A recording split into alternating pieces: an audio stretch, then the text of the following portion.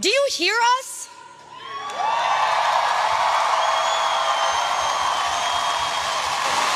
Harvard, do you hear us?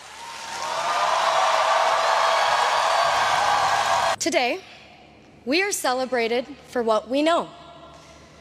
In fact, for most of our lives, we've learned to feel a sense of accomplishment in the awards, accolades, and honors that line our childhood homes. How much we know and how we leveraged it got us far. It got us here. But today, I want to convince you of something counterintuitive that I've learned from the class of 2024. The power of not knowing. I grew up in the Great Plains of Nebraska, alongside cattle ranches and cornfields. As the eldest daughter of South Asian immigrants, I was the first in my family to attend college here in the US.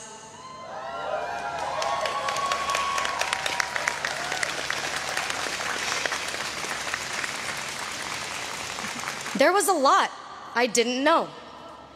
When it came time, I asked my parents how to apply to colleges, and they too said, I don't know. The words, I don't know, used to make me feel powerless, like there was no answer, and therefore no way, as if I was admitting defeat. From Nebraska to Harvard, I found myself redefining this feeling of not knowing. I discovered a newfound power in how much I didn't know. I didn't know a field called the history of science even existed. And I now find myself a graduate of the department. Here, for the first time in my life, I had a professor of color, a historian of science who taught me history is just as much about the stories we don't know as the stories we do. In the history of science, we often look for what is missing. What documents are not in the archives? And whose voices are not captured in history? I've learned silence is rarely empty, often loud. I've learned this not only in the classroom, but also from the class of 2024. In reflecting on our collective moments at Harvard, I've realized it's the moments of uncertainty from which something greater than we could have ever imagined grows. And our class has experienced more than our fair share of the unknown. In our first year, during COVID, we didn't have Annenberg to meet 100 people in an hour and walk out remembering 5 names. What did we do? Hefes became the new Annenberg, and we learned to connect differently, building quality over quantity in our friendships. In our sophomore year, Roe v. Wade was overturned, and there was, and still is, in many parts of the country, an omnipresent uncertainty in accessing reproductive health care.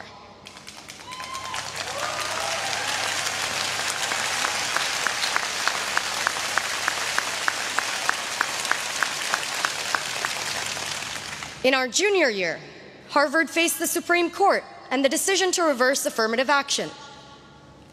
Whether we realize it or not, we've been swimming in uncharted waters. Which brings me to our senior year. A year on campus marked by enormous uncertainty. In the fall, my name and identity, alongside other Black and brown students at Harvard, was publicly targeted.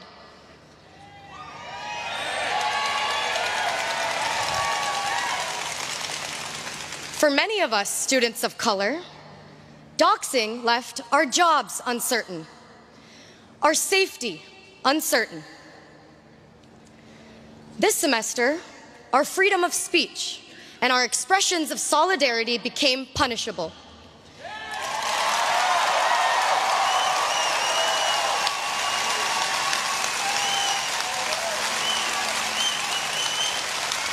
leaving our graduations uncertain.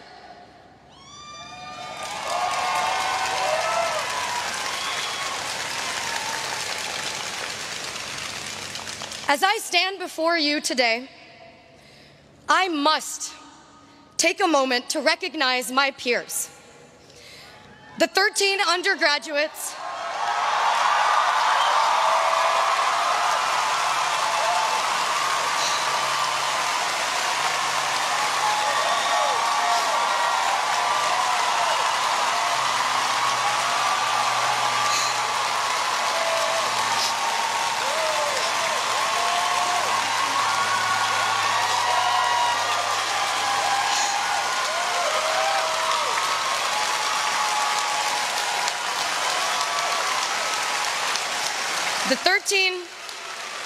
The 13 undergraduates in the class of 2024 who will not graduate today.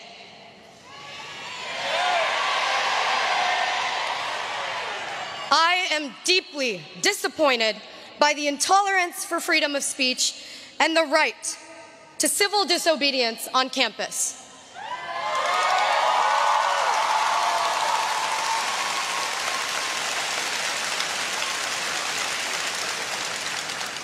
Over 1,500 students had petitioned.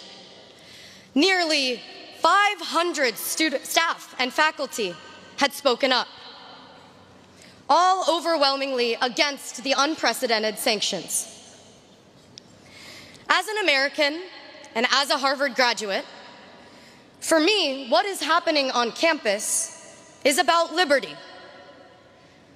This is about civil rights and upholding democratic principles.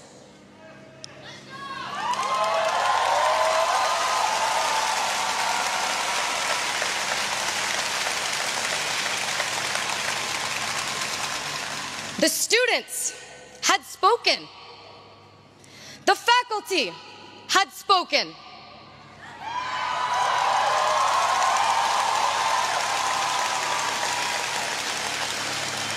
Harvard, do you hear us?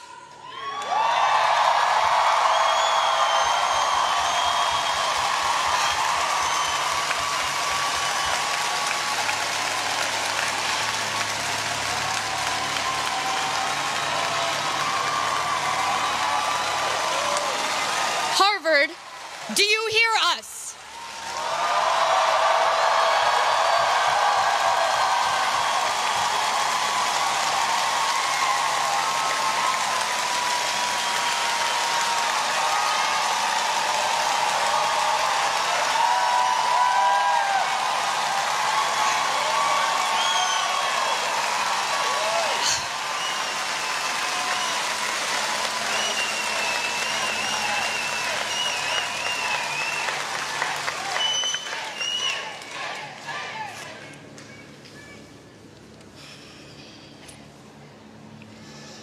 We are in a moment of intense division and disagreement in our community over the events in Gaza. I see pain, anxiety, and unrest across campus. But it's now, in a moment like this, that the power of not knowing becomes critical. Maybe we don't know what it's like to be ethnically targeted. Maybe we don't know what it's like to come face to face with violence and death. But we don't have to know. Solidarity is not dependent on what we know, because not knowing is an ethical stance.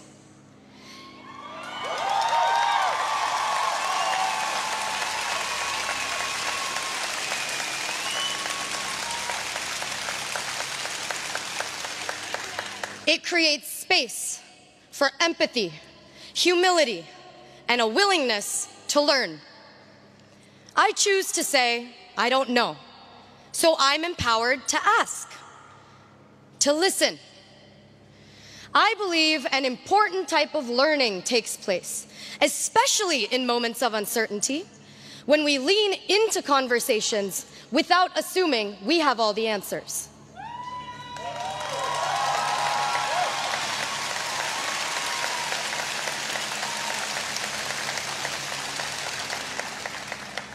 Can we see the humanity in people we don't know?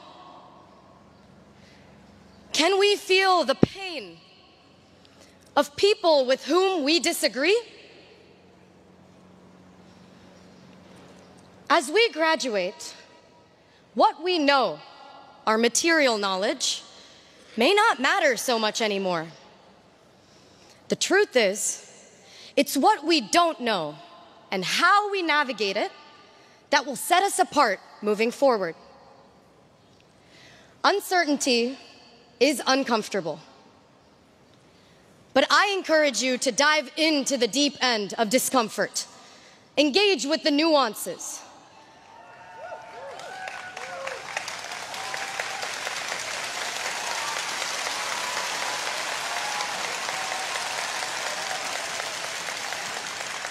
And bring with you a beginner's mind, an ethic of not knowing.